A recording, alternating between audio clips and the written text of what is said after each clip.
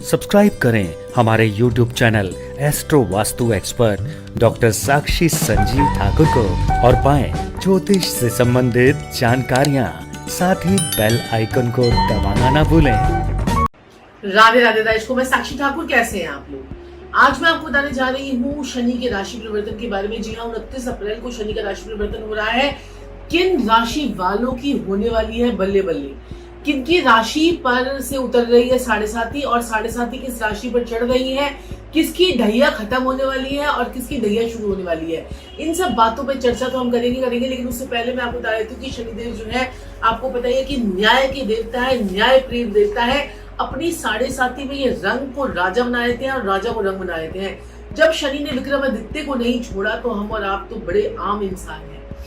तो 7.5 जब शुरू होती है तो इंसान को इतना वो जो है, आप कहते हैं ना कोहिनूर हीरा, यानी कि कोहिनूर हीरा, आपको पता है ना हीरा कहाँ से मिलता है? कोयले की खान से।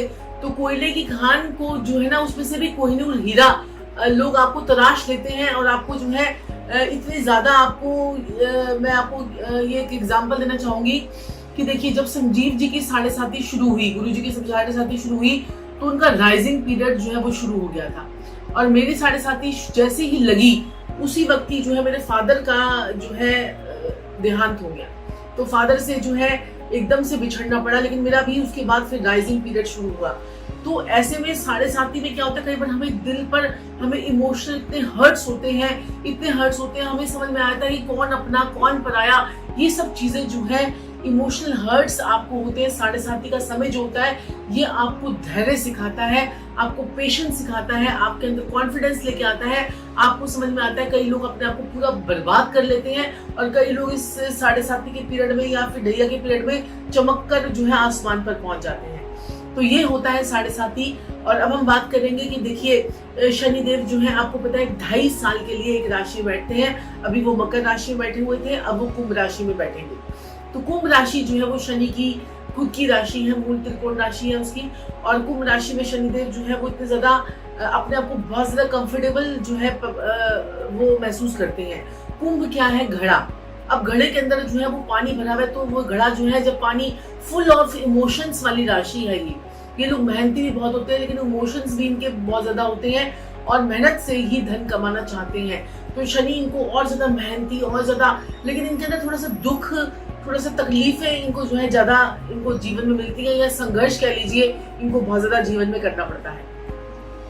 तो कुंभ राशि वालों की तरफ चल पड़े हैं शनिदेव, और जो है मकर राशि से निकलकर कुंभ राशि में, आपको पता ही कि मकर राशि में जब वो आए थे तो कोरोना का कितना कहर आया था।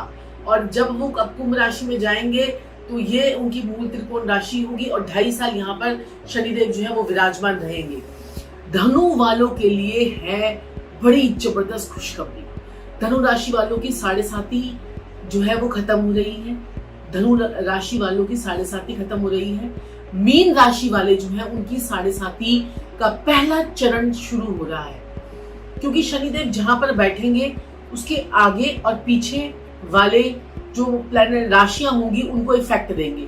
जैसे शनिदेव जो है कुंभ राशि में बैठेंगे, कुंभ राशि में बैठेंगे तो मकर वालों का जो है क्या होगा, मकर वालों की राशि वो चलेगी, मकर वालों का की 7.5 चल रही है और वो मीन राशि वालों की शुरू हो जाएगी, और जो धनु राशि वालों की थी वो खत्म हो जाएगी। तो अब जो है मीन राशि वालों का पहला चरण चलेगा, कुंभ राशि वालों का दूसरा चरण चलेगा और मकर राशि वालों का अंतिम चरण जो है वो चलेगा, और जो है ये शुभ होगा।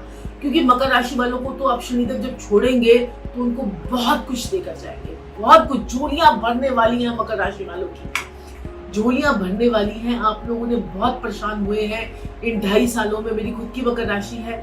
इन 2.5 सालों में जितना इंसान एफर्ट्स करता है उसको एफर्ट्स का पूरा फ्रूटफुल रिजल्ट नहीं मिलता। लेकिन हम लोग अपने इतने सारे उपाय करते हैं, इतने सारे, देखिए हम लोग जब लोगों के इतने उपाय करवाते हैं तो हम लोग अपने भी कितने उपाय करते हैं, लेकिन फिर भी उतना काम का श्रेय नहीं मिलता है जितना उसके बाद अब मिलने वाला है। यानी कि मकर राशि वालों के लिए बहुत बहुत बढ़िया जो है वो खुशखबरी है।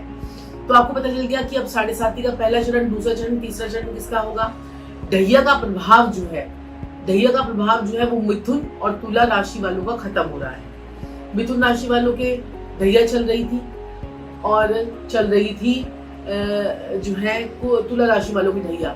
अब ढैया क्या होती है? तुला राशि को अगर हम लगन में लगाएंगे तो चौथा और आठवां, लगन से चौथे और आठवें की उसको हम बोलते हैं ढैया। तो लगन से चौथा यानी तुला का अगर हम तुला राशि को 7 करेंगे तो चौथे भाव में उनके 10 नंबर आएगा। तो 10 नंबर यानी कि लगन से चौथा भाव जो है वो शनि वहां बैठे हैं तो ढैया शुरू हो जाती है।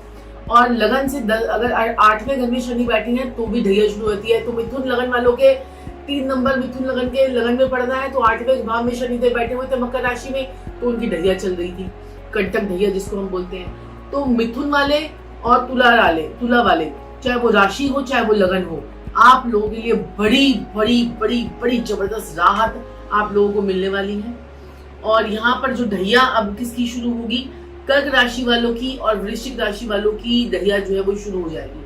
अब कर्क राशि वालों की ढैया कैसे शुरू होगी, क्योंकि कर्क राशि वालों की अगर हम देखें तो उनके 8वें भाव में कौन सा राशि पड़ेगी, उनकी 8वें भाव में राशि पड़ेगी कुंभ राशि, 8वें घर में।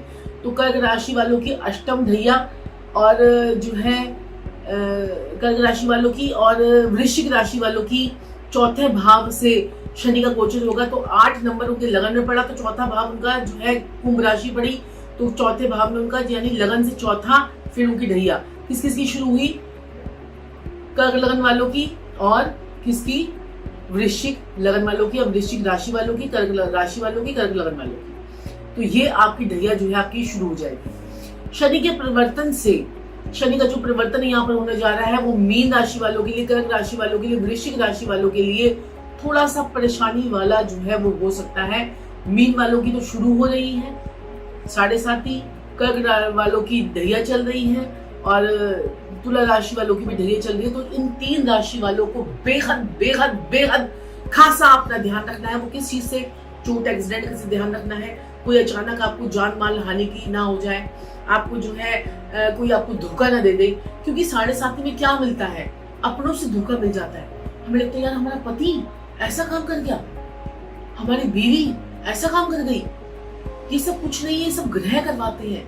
मतलब अपना ही कितना पति अपने बच्चों से धोखा मिल जाता है। बच्चे यानी कि पूरे बच्चे हमारे, जिनको हमने इतने 20-20 साल तक, 25-25 साल तक जिनको पाला पोसा और जिनकी जो सारी जिंदगी हम उनके चक्रों में लगे रहे, अपना ध्यान नहीं दिया, सब कुछ नहीं किया अपने लिए, कुछ नहीं जोड़ा, सब कुछ इनको दे दिया और उसके बाद उनको जो है उन्होंने हमारे साथ ऐसा कर दिया।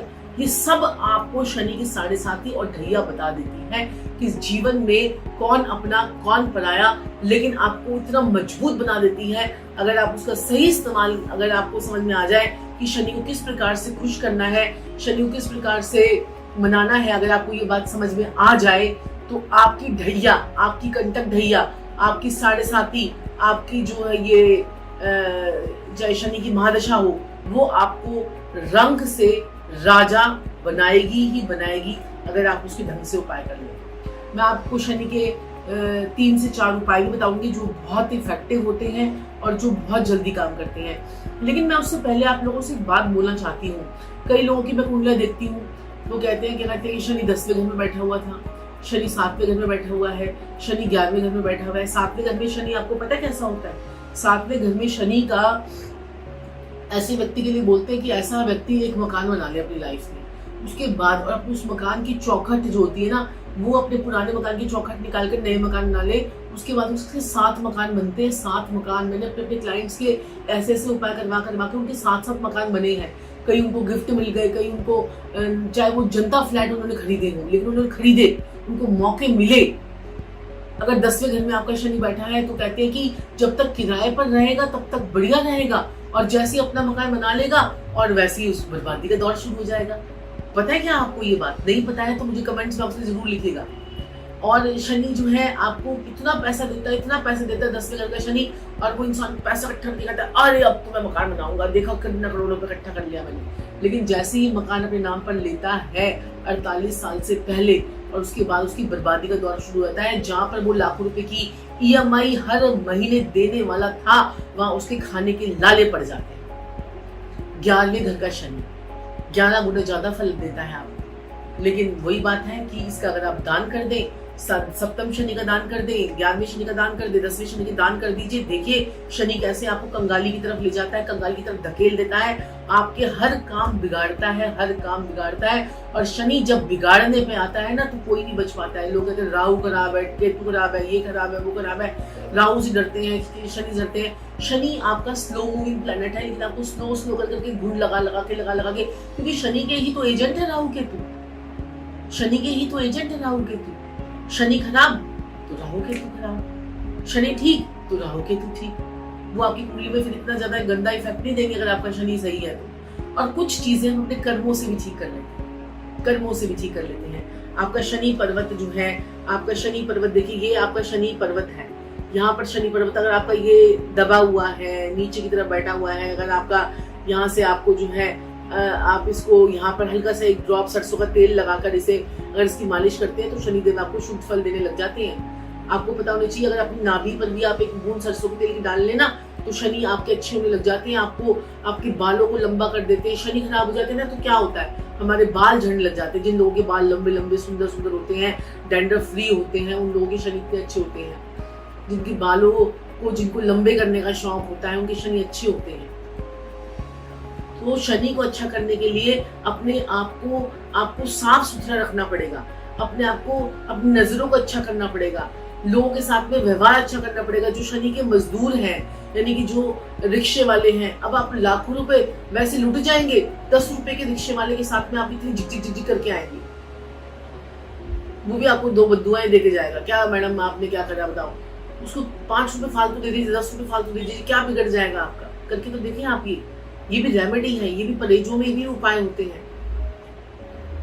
शनि का जो है ना, पीपल का पेड़ जो है वो शनि का और बृहस्पति का रूप होता है पक्का। ऐसा पेड़ ढूंढिए, उसकी सेवा कीजिए, उसमें पानी डालिए, 5 लीटर की कैनी घर से भर के ले जाइए, उसमें पानी छिड़किए, देखिए उसको कितना आनंद, कितना परमानंद आपको आएगा। आप मेरी इंस्टाग्राम की वीडियोस देखते हैं, उसमें मैं ऐसे छोटे से उसमें मैं हमेशा डालती हूँ अपने, जो मैं डेली रूटीन में करती हूँ वो मैं डालती हूँ। तो आप लोग प्लीज मेरे इंस्टाग्राम को फॉलो कीजिए, क्योंकि वो @आदित्य कुंडली के नाम से नहीं, आप साक्षी ठाकुर सर्च करते हो, @आदित्य कुंडली के नाम से है, तो उसे सर्च कीजिए और उसे हमें फॉलो कीजिए। आचार्य साक्षी संजीव ठाकुर जो है फेसबुक पे फॉलो कीजिए, वहाँ छोटी छोटी मेरी रील्स हैं, छोटी छोटी चीजें हैं जो मेरी डेली रूटीन में, अगर आप चाहते हैं कि देखना कि हम लोग कैसे रहते हैं तो आप लोग वो फॉलो जरूर कर सकते हैं। और दर्शकों, शनि को मनाने के लिए आप अपाहिज व्यक्तियों की, अंधे लूले लंगड़े काणे व्यक्तियों की सेवा कीजिए, 10 अंधों को खाना खिलाइए। शनि जब आपको कुछ भी समझ में ना आए ना, कुछ भी समझ में ना आए तो 10 अंधों को खाना खिला दीजिए, आपका जीवन परिवर्तित हो जाएगा। मोची होता है कॉबलर, कॉबलर को जूते, जिसको जो मोची होता है उसको 2-3 सेट जूतों के दे दीजिए, उसको 2-3 सेट जो है ना पॉलिश की दे दीजिए, 2-3 सेट उसको जो है ना ब्रश की दे दीजिए। जब वो ब्रश करेगा ना, आपके ब्रश से दूसरों के जूतों की पॉलिश करेगा, दूसरों के जूतों की पॉलिश करेगा, आपकी पॉलिश और ब्रश से जब दूसरों के जूतों को चमकाएगा, आपका भाग्य चमक जाएगा। पता है आपको ये बात? ऐसे जबरदस्त उपाय है, करके देखिए, जीवन जीने का मजा आ जाएगा आपको। गुरुद्वारे में जाएं, 11वां घर शनि का है ना, 11वां घर गुरुद्वारा है, और 11वां घर आपका लाभ भाव भी है। जाइए गुरुद्वारे में और जाके कीजिए जूतों की सेवा और देखिए कैसे चमकता है आपका भाग्य।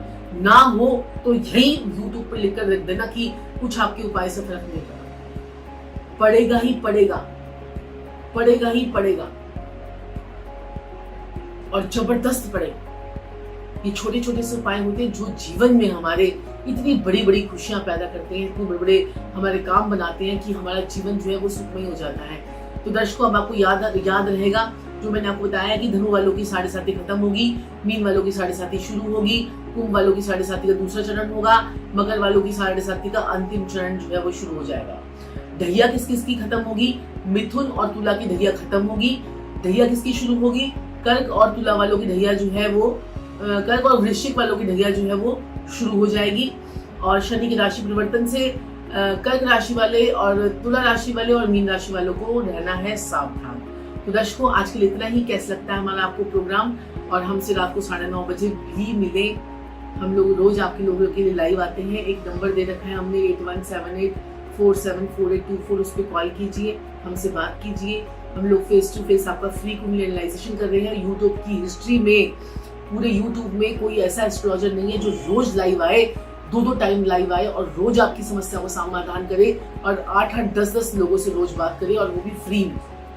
तो दर्शकों, आज के लिए इतना ही। राधे राधे, जय श्री राधे, जय श्री कृष्ण, जय महाकाल, जय माँ काली और जय शनिदेव। राधे राधे।